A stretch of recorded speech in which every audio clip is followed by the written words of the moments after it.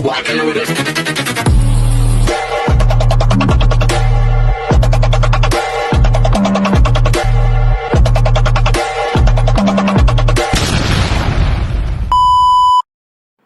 Hi everyone! Good morning! I'm back! It's your Mama Sang. So, kamusta naman kayo mga amigo, amiga, kumare at kumpare? Sana lahat kayo ay okay na okay ngayong araw na ito. Syempre, kung ako naman ang tatanungin ninyo, nakikita naman ninyo ang fresh ng beauty ng Mama Sang ninyo, di ba? Wala lang, masaya lang tayo kasi syempre, lalagpasan natin yung mga pagsubok na dumarating sa buhay natin araw-araw, lagi-lagi. Kaya dapat lagi lang tayo magpasalamat talaga sa Diyos at laging magtiwala sa Kanya kasi walang imposible talaga.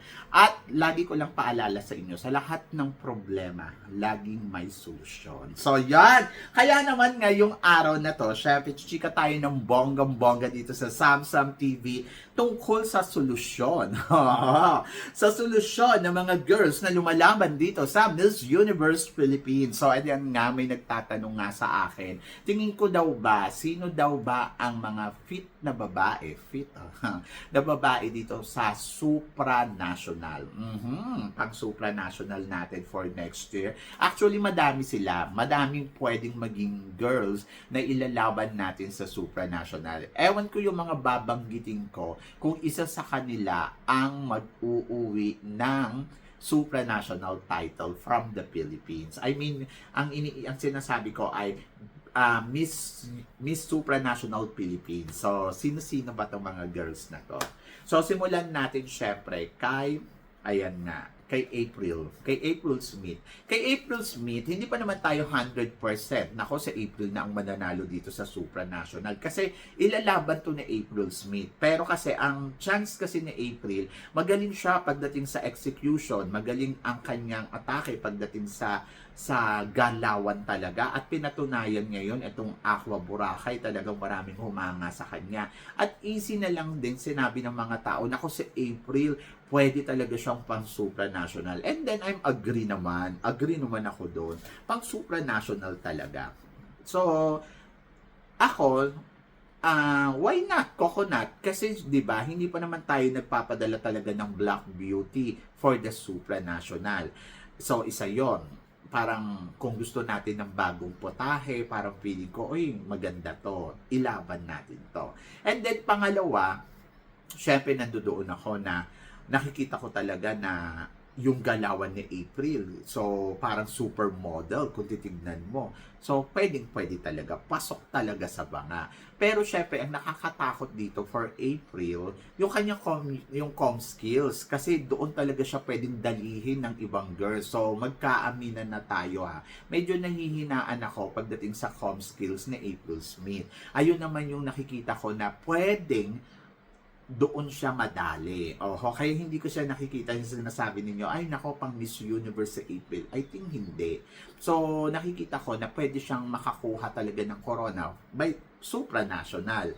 And then, malaki yung chance ni April pagdating sa hindi naman ganong kahina yung com skills niya, pero nandoon kasi sa part na parang pwede siyang madali ng ibang girls dito. And I hope na sana, ayun talaga yung pagtuunan pansin ni April, kaysa mag-focus siya doon sa performance.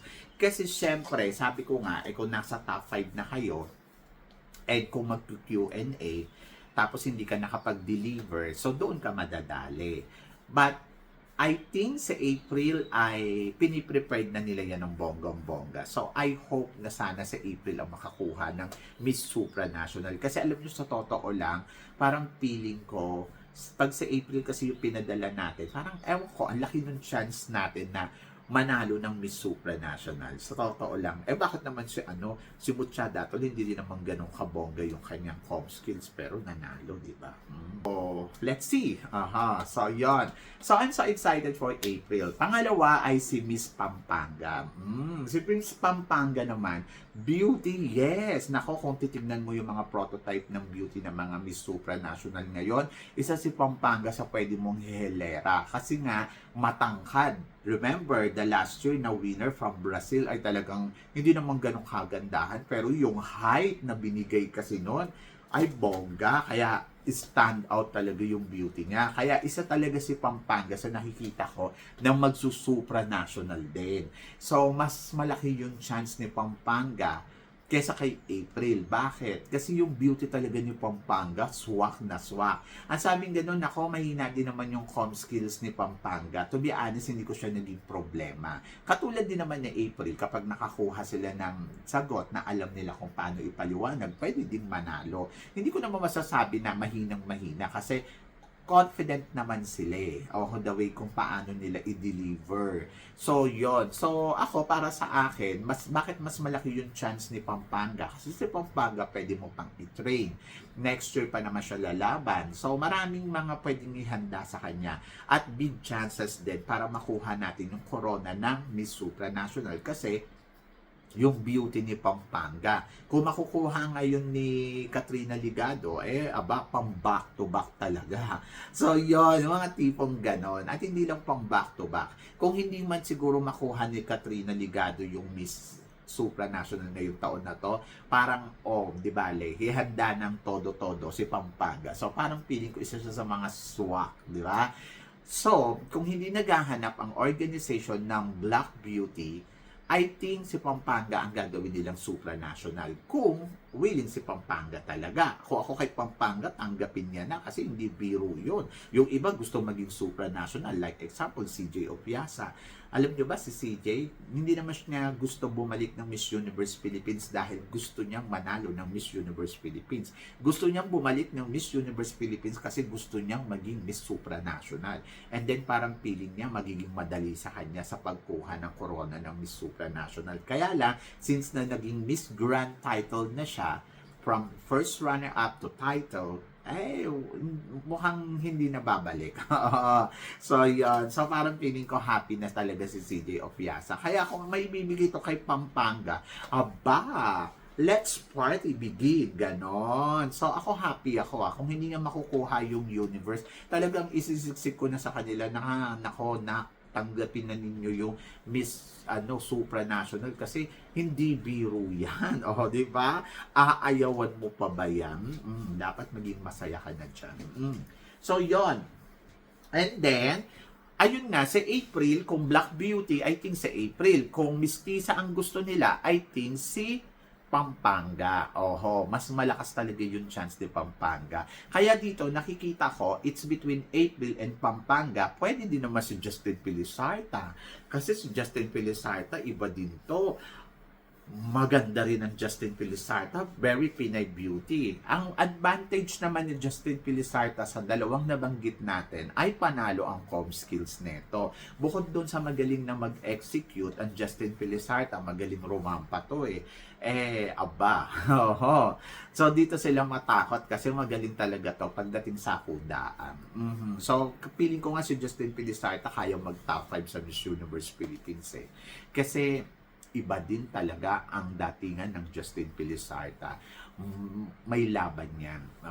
Kung si di ba, nag-first runner-up dun sa Katrina Dimaranan, di ba, nag-first runner-up sa Miss Supranational. So, parang pwede din natin dalhin si Justin Pilisarta for Supranational at feeling ko may laban din siya doon, di ba? So, yun. So, yun yung mga nakikita ko. Kasi, kumbaga total package din kasi si Justin, tapos si Miss Pampanga sobrang ganda din, and then pagdating naman dito kay kanino ba to? Kay April, panalo din. So silang talaga. May isa pa ako nakikita na pwede din to si Tarlac. Ewan ko kung a-agree kayo. Si Tarlac talaga, isa din yan sa mga nakakatakot, di ba? Na pwede din talaga sa kanya din mabigay kasi ang charming naman ng beauty talaga ni Tarlac. Aminin naman natin kahit saan tingnang angulo. Pero, malaki din yung chance ni Tarlac na pwedeng maging Miss Charm ngayong taon na to. So, parang feeling ko nga pwedeng si Tarlac, pwedeng si Pampanga, at saka, ayun, kung sino man kay April or kay Justin Pilisarta ang pwede talagang mag-penetrate. Si Tarlac kasi, hindi lang naman kasi supranational yung pwede sa kanya. Kasi nga, di ba, yung beauty niya. Kaya lang, ang worry ko lang kay kay Tarlac, hindi ganun kagaling pagdating sa execution. Medyo parang doon talaga, yes, may beauty, kaya lang natuturuan naman kung paano maglakad, kung paano gumalaw. Kaya lang pagdating sa sa performance or comm skills, ayun din, medyo hindi rin siya ganun kakumpiyansa pagdating kung paano siya magsalita. Medyo nagkakaroon pa siya ng nervyos, nakikita mo talaga sa mukha niya na parang, okay, kinakabahan siya, yung mga tipong ganon. Pero total suma, nakikita ko na malakas talaga yung laban niya dahil yung beauty na meron siya. At hindi ako magugulat kung gagawin siyang supranational or gagawin si Tarlac na maging isang pambato natin sa Miss Charm. Sa totoo lang, hindi ako magugulat. Pero sa Charm kasi, ang kalaban naman niya dyan ay si Sultan Kudarat at saka si pwede din kasi si Iloilo. So, yun naman, mga pwede nyo makalaban doon. Anyway, sa ibang topic na nating talakayin yan. So, yon. So, good luck na lang sa mga girls natin na nabanggit. I hope na sana talaga mailaban nila ng bonggang-bongga ang laban nila dito sa kompetisyon. And then, I'm looking forward. I'm so excited. Excited ako dahil naniniwala ako na malakas naman talaga tong mga nabanggit din natin. So, tingnan na lang natin at magkaalaman kung sino nga ba ang matitira sa laban. Diba? So, yon. So, maraming salamat po sa inyong lahat, sa support at pagmamahal na binibigay ninyo, syempre, dito sa channel ko. At sa mga hindi pa nakaka-follow dito sa Samsam TV, ano nang hinihintay ninyo? Follow na. So, maraming salamat, guys. Hanggang dito na lang, hanggang sa muli nating tsikahan. See you tomorrow. Thank you, guys. Thank you.